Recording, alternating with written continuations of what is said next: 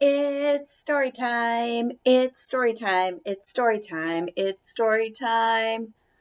Ladies and gentlemen, today's story is by Audrey Wood and Dawn Wood. It's called The Napping House. Let me tell you, I love this book because I love naps. If you like naps too, say I like them too. If you don't, say not me. In this book, the illustrator does an amazing job of changing the colors in the picture. You're going to notice that in the beginning, all of the details in our characters and our setting are very dark. But as animals and things start waking up, you're going to notice it gets very bright. What a great book. One of my favorite authors and illustrators, Audrey Wood. Illustrations by Dawn Wood. The illustrator draws the pictures. Look at the napping house. Wow, look at all those people that are on the bed. I see somebody in a bonnet and that special old hat. I see a little boy. I see a dog. And I see they're all sleeping in bed. Wonder what happens. There's only one way to find out. Let's read the book.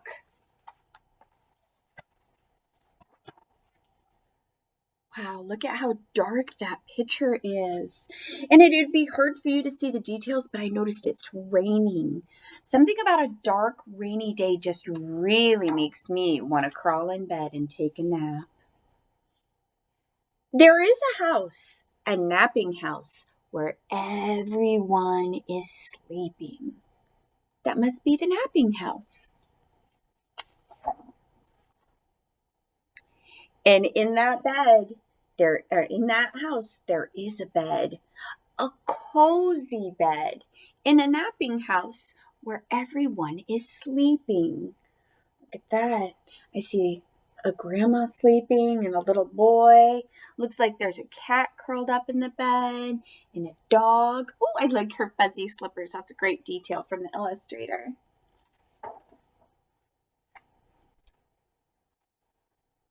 Whoa, I noticed something with the little boy. He's waking up and bringing his blanket somewhere.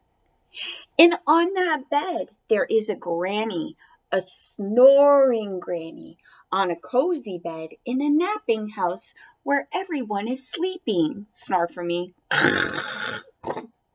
Wake up. The boy woke up. Oh, look at him smile. He got right on top of his grandma. That reminds me of when I'm in bed and then I get joined by my kids. It seems like they never want to sleep beside me. They're always so close. And it seems like this boy's doing that too. And on that granny, there is a child, a dreaming child, on a snoring granny. Snore. On a cozy bed in a napping house where everyone is sleeping. Oh, I noticed that in the last illustration, we saw the boy waking up. And then on this new illustration, I see an animal waking up. What is that? It's a dog, huh? So dog's waking up next. I wonder if the illustrator is going to keep on doing this during every page. Let's check it out. Look at him sleeping upside down. And on that child, there is a dog, a dozing dog. Dozing means sleeping. On a dreaming child, on a snoring granny, on a cozy bed, in a napping house where everyone is sleeping. I noticed it's getting lighter, but just a little tiny bit. Let's keep on watching. Oh, my cat Derry would totally like this picture because the cat is waking up now. So we've got 3 in the bed. And then next, we're going to have the cat. 3 plus 1 more. You guessed it, 4. And on that bed, or on that dog, there is a cat, a snoozing cat, on a dozing dog, on a dreaming child, on a snoring granny, on a cozy bed in a napping house where everyone is sleeping. I noticed that they have a lot of different ways to talk about how things are sleeping. Listen to these words: snoozing, dozing, dreaming, snoring. All of those are describing words to talk about how that person or animal is sleeping. That's a very creative vocabulary. Oh, I wonder what's... I almost didn't notice the next thing that was waking up. I'm going to pull my book closer. A mouse. 4 in the bed, plus 1 more. Friendly 5 group.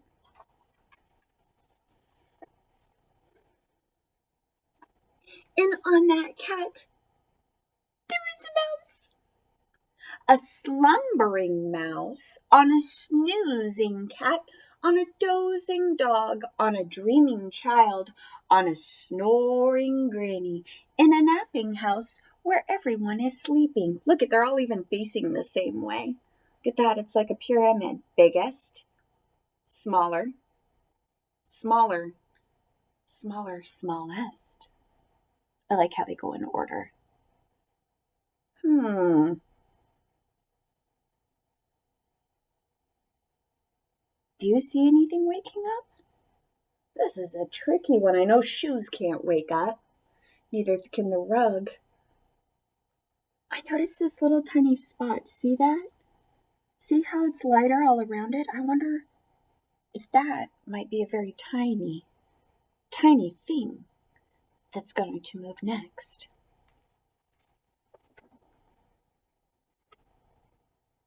And on that mouse, there is a flea. Oh, it's a flea. Do you know what those are? Sometimes cats and dogs get them, and they're very, very tiny, and they jump very, very high, and sometimes they nibble you and give you a bite like a mosquito. But fleas don't fly, just jumpers. And on that mouse, there is a flea. Can it be a wakeful flea? Wakeful means that it's awake. So that's different than all of the other things that we've talked about. All of the other things that we've talked about have been doing sleeping things, but this flea is awake. I sense something different is going to happen. Let's read more. A wakeful flea on a slumbering mouse, on a snoozing cat, on a dozing dog, on a dreaming child, on a snoring granny, on a cozy bed in a napping house where everyone is sleeping. Look at it. It's like a tower. A wakeful flea who bites the mouse. Whoa! There's the flea, and look at the mouse is super surprised jumping up in the air. I also noticed that the picture is starting to get lighter. Watch the weather. Watch the colors. Who scares the cat? Look, you can almost see the cat going, meow! You do it. Just like that. The mouse and the cat. Who do you think is going to wake up next? I think it was the smallest, then a little bigger, then a little bigger. If you were guessing the dog too, say me too. If you weren't, say not me. Let's see who wakes up next. Who scares the cat? Who claws the dog? Look at that look of surprise, how big the eyes are there. That is one scared cat. And look at the dog. His hair poofed all the way up so you can see his eyes too. He's very surprised. See the sunshine more yellows in the illustration. Waking up. Who thumps the child? Look at so much movement and color in these pictures. His eyes are wide open. I noticed more yellows around the window too. I wonder if that rain is clearing up. It almost looks like the sunshine is coming out. Whoa! Who bumps the granny? Look at, I see the mouse and the granny and the kid and the dog and the cat. Can't see the flea though. Must be hiding. Who breaks the bed? Holy cow. Look at how happy she is waking up, though. I see the little boy has a big smile, too. And all yellow. It's not anymore in that dark blue or in those gray colors because everybody is waking up. In a napping house where no one now is sleeping. Look at, I can see the characters again. There's the granny. There's the kid. There's the dog. There's the cat. I'm wondering if because the mouse and the flea are so small, that's why we can't see them. See that beautiful rainbow? I like that too in the tree house. Great illustrations in this book. The end. Ladies and gentlemen, if you need a good rainy day book, The Napping House is an excellent one for you. I hope you enjoyed today's book. Have a wonderful day, and I'll talk to you later. Bye!